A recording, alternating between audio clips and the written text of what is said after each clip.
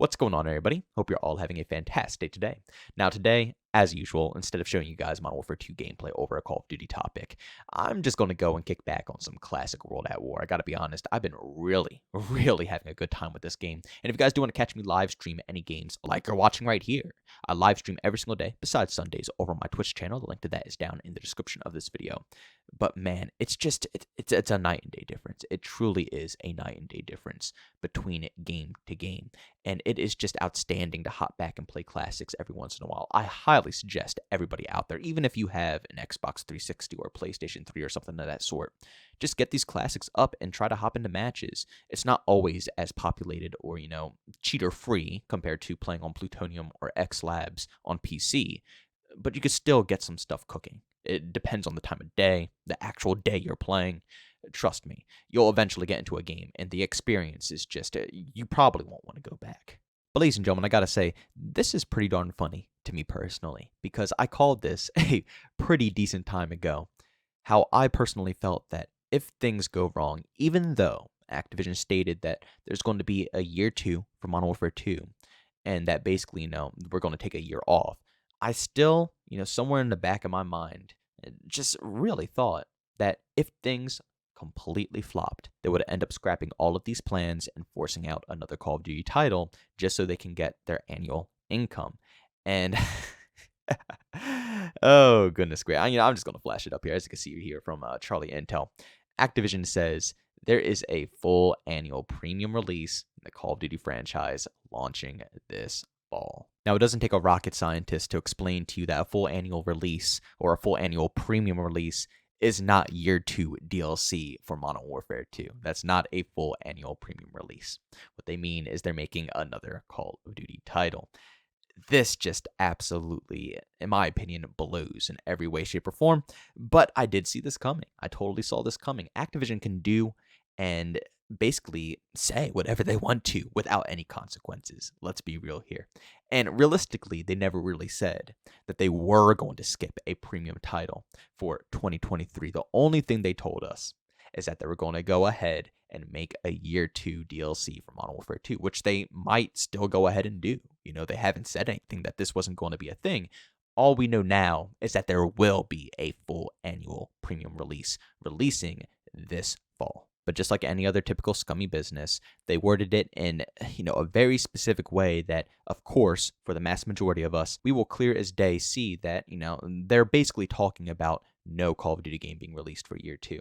But they worded it in a way that they can completely do something like this with no precautions, and even if we tried to flash back and find proof and find stuff to throw against them, there's absolutely nothing. Because, again, it's just how we think, it's how we act.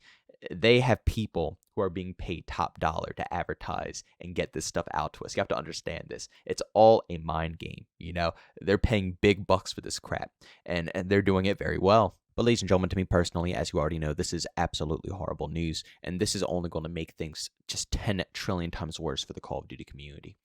Now, I know the biggest concern from a lot of people right now, including myself, was, is Treyarch going to be developing the next Call of Duty game releasing this fall? Because the biggest thing that people got out of Modern Warfare 2 having a 2-year life cycle was Treyarch finally having some breathing room to produce a game. They've been in the absolute crapper for so long now. I can't even tell you how long. They have been abused by Activision. And for the first time, it seems like they're finally able to, get on their feet and produce a title. And then this news releases, and I think a lot of people are assuming that Treyarch is going to be put in the crapper again. But apparently it seems, according to Charlie Intel once again, that this game is not going to be designed by Treyarch. So who else is left? Well, we have Raven and we have Sledgehammer, but I'm going to leave it to you guys to decide who's going to be making the game. Personally, I think it's clear as day that Sledgehammer will be designing it. It would be cool if Raven had a shot at making a full-fledged out multiplayer experience. They only dabbled within making a campaign because they made Black Ops Cold War's campaign, which was actually semi-decent. I would love to see if they can make a full overall Call of Duty project, but more than likely, knowing the track record at Activision, Sledgehammer is going to be making this project. Because sadly, Sledgehammer is now treated as a just a test dummy. Basically, they're being thrown absolutely everywhere. And again, I don't really, I probably shouldn't say I don't mind because that's kind of mean, but I don't know. I never really cared for Sledgehammer games.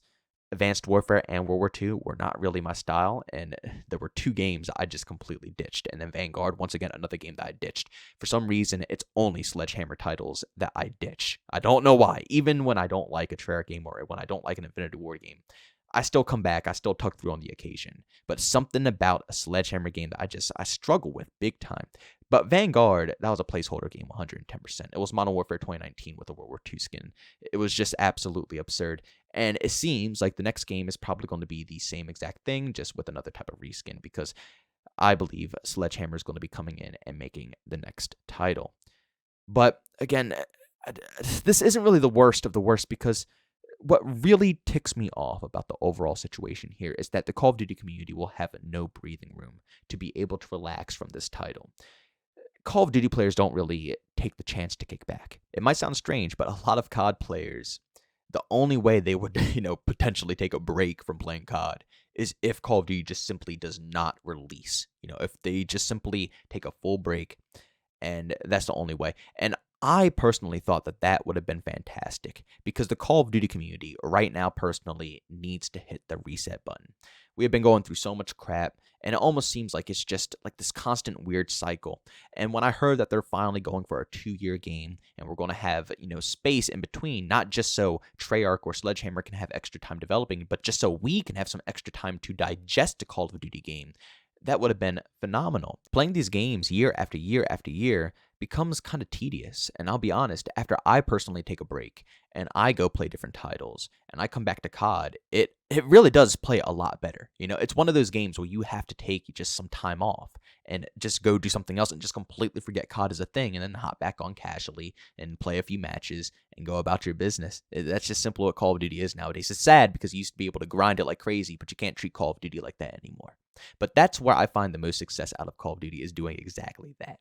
And I thought with an extra year, it would force people to do that. People would be forced to kick back and either, put up with Modern Warfare 2 or just completely relax and go play something else. And then by the time the next Treyarch game comes out, everybody will be reset, everybody's mind will be nice and fresh, everybody will be calm and relaxed, and we can enter back into a new Call of Duty game with a better mindset. That was the whole goal of this overall situation. Again, I wanted to see the developers have extra time. I wanted to see them have extra support, but the main goal was for the community, in my opinion, for us. I wanted us to be able to have a mental reset to allow us to come back and enjoy Call of Duty, potentially like we used to enjoy it back in the day. And also, another just very obnoxious thing about this overall situation is that we won't even be able to enjoy Call of Duty Modern Warfare 2, when it is fully fledged out. Now, yeah, we can always go ahead and hop back to it, but that is the depressing Call of Duty cycle nowadays. Back in the day, like you see right here with World at War, these were complete games. We bought into it, we spent $60, and we got the game that we paid for. Fast forward to current date, these games aren't done until a year later. By the time the next Call of Duty game comes out, that's when it's finally complete. Modern Warfare 2019 finally had enough content and was finally polished off when Black Ops Cold War came out. Again, it might not have been the best Call of Duty game to everyone, but at the end of the day, it finally got content, it finally got polished off, it finally got to be basically a full product. Then Black Ops Cold War came out.